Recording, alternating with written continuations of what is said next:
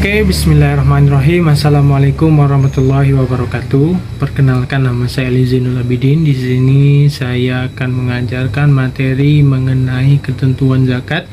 Adapun tugas ini dilakukan untuk memenuhi mata kuliah pembelajaran fikih. Mohon untuk disimak dengan baik-baik apa yang akan saya sampaikan. Baiklah, sebelum memulai pembahasan ini, marilah kita membaca basmalah. Bismillahirrahmanirrahim. Oke, yang pertama di sini kita akan membahas mengenai ketentuan zakat, yaitu pada kelas fikih kelas 10 dari Ali Zainul Abidin. Pengertian zakat. Nah, di sini sebagaimana terdapat dalam banyak referensi, zakat mempunyai berbagai makna. Makna tersebut kendati secara redaksi berbeda antara satu dengan yang lainnya, namun tetap memiliki satu makna ataupun tujuan yang sama, ya sesuai dengan firman-Nya Quran surah 9 ayat 103, yaitu mensucikan jiwa dan harta. Secara bahasa, zakat memiliki akar kata zakat. Kata ini ditafsirkan oleh banyak ulama dengan tafsiran berbeda-beda antara lain. Nah, jadi di sini yang pertama yaitu zakat berarti at-tahuru, membersihkan atau mensucikan. Demikian juga menurut Abu Hasan Al-Wahidi dan Imam Nawawi, artinya orang yang selalu menunaikan zakat karena Allah, bukan dipuji manusia. Allah akan membersihkan dan mensucikan baik hatinya, harta pun maupun jiwanya, sebagaimana disinggung dalam hal ini telah ditegaskan Allah dalam firman-Nya Quran surah 9 ayat 103. Jadi di sini yang pertama yaitu zakat berfungsi mensucikan hati dan jiwa manusia. Nah, dimana kalau manusia itu berdosa, dan ketika kita berzakat, maka Allah akan mengampuni dosa-dosa kita, mensucikan jiwa kita, dan memberikan kita rahmat dan rezekinya lagi.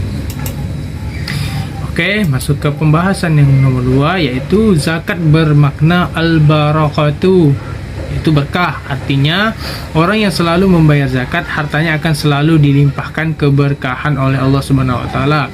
Keberkahan ini akan berdampak kepada keberkahan hidup, karena harta yang digunakan adalah harta yang bersih, karena sudah dibersihkan dari kotoran dengan membayar zakat. Tentunya harta yang dimaksud diperoleh atau didapat dengan cara yang halal, dan bukan berarti setiap harta akan menjadi bersih dengan dibayarnya zakat.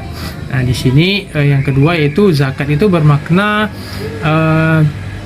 berkah, atau di sini maksudnya zakat yang kita berikan itu haruslah dari penghasilan yang ibaratnya diberkahi oleh Allah, tidak hasil mencuri atau dari hasil mengkorupsi orang lain dan lain sebagainya, karena itu akan dimintai pertanggungjawaban jika zakat yang kita berikan tidak berdasarkan dari halal rezeki yang halal, karena tidak ada keberkahan di dalamnya.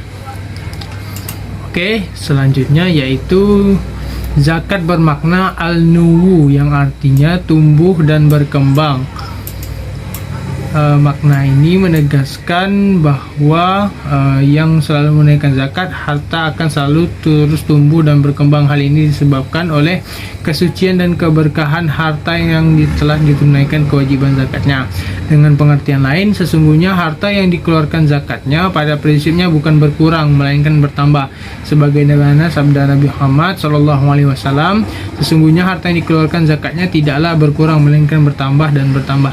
Nah, di sini maksudnya adalah ketika kita mengeluarkan zakat, maka harta kita itu akan bertambah, baik itu secara langsung maupun tidak langsung. Yang secara langsung mungkin ketika kita memberikan zakat kepada orang, kita mendapatkan rezeki lain dari Allah, baik itu berupa kesehatan ataupun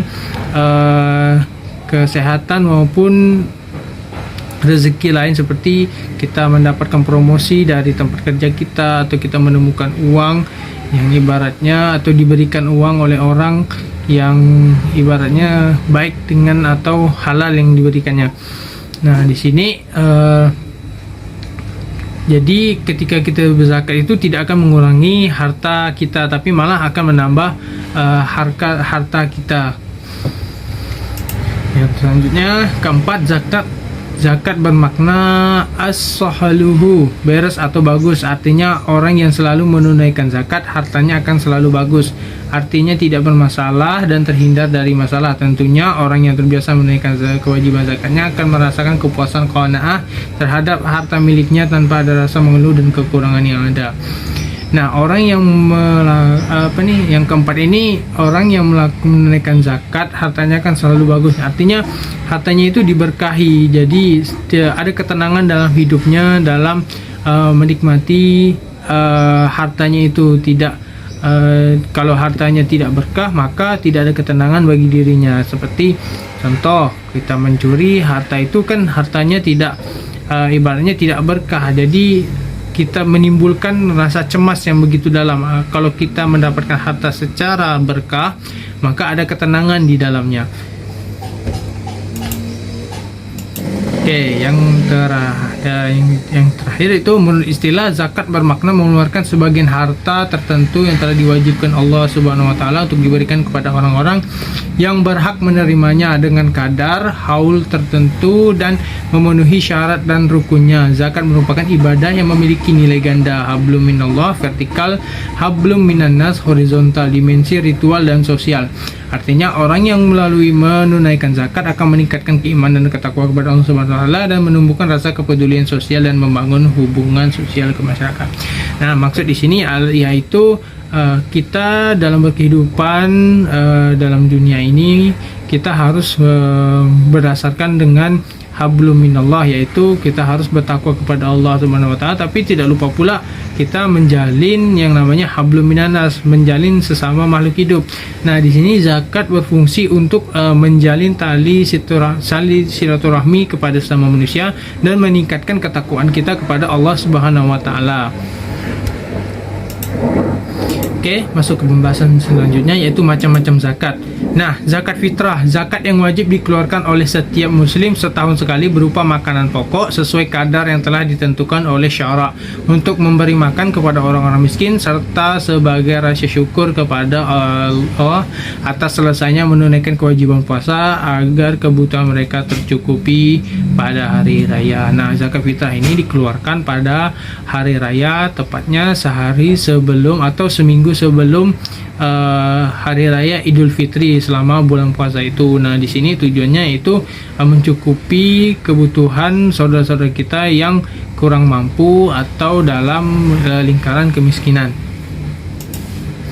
Nah, adapun syarat-syarat wajib zakat fitrah terdiri atas yang pertama itu yaitu harus Islam.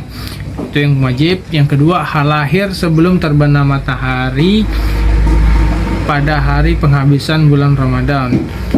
Kemudian yang ketiga, memiliki lebih harta dan keperluan makanan untuk diri sendiri dan untuk wajib dinafkahinya baik manusia maupun binatang pada malam hari dan raya siang hari.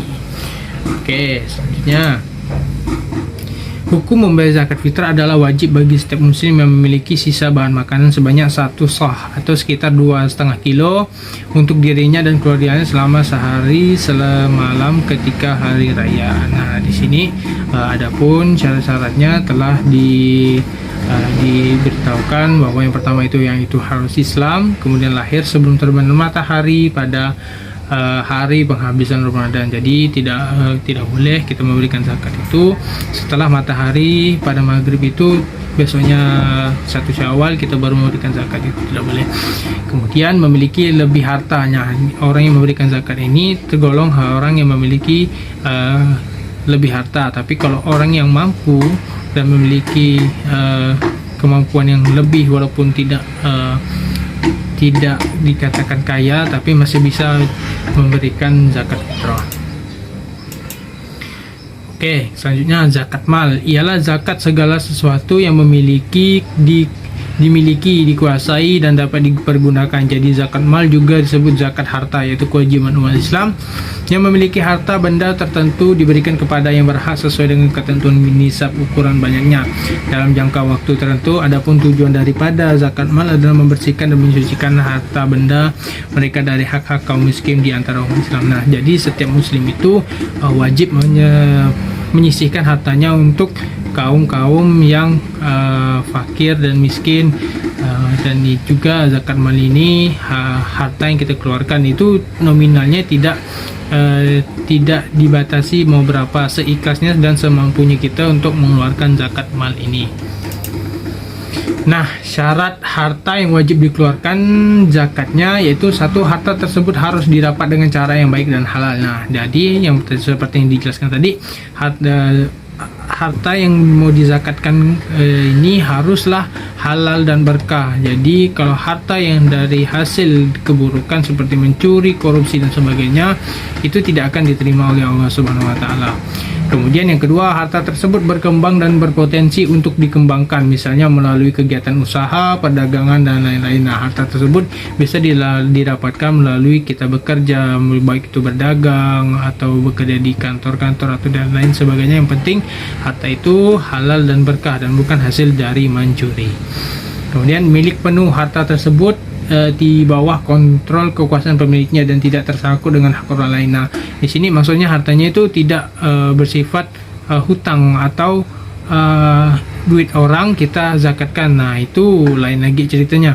Tapi di sini maksudnya adalah uang itu, zakat hartanya itu memang benar-benar milik kita, bukan hasil dari hutang.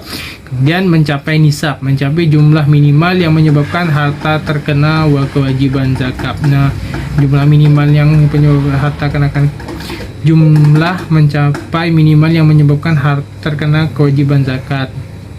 Yang terakhir itu sudah mencapai 1 tahun kepemilikan. Nah, hartanya itu harus minimal 1 tahun kepemilikan. Yang berhak menerima zakat di sini ada 8 golongan atau kelompok, yaitu yang pertama itu fakir, kemudian yang miskin, amil, mu'alaf, budak, gharib, fisabilillah dan ibnu sabil. Oke, identifikasi undang-undang zakat. Dalam rangka meningkatkan kualitas umat Islam Indonesia, pemerintah telah membuat peraturan perundang-undangan tentang pengolahan zakat, yaitu Undang-Undang Republik Indonesia Nomor 23 Tahun 2011 tentang pengolahan zakat.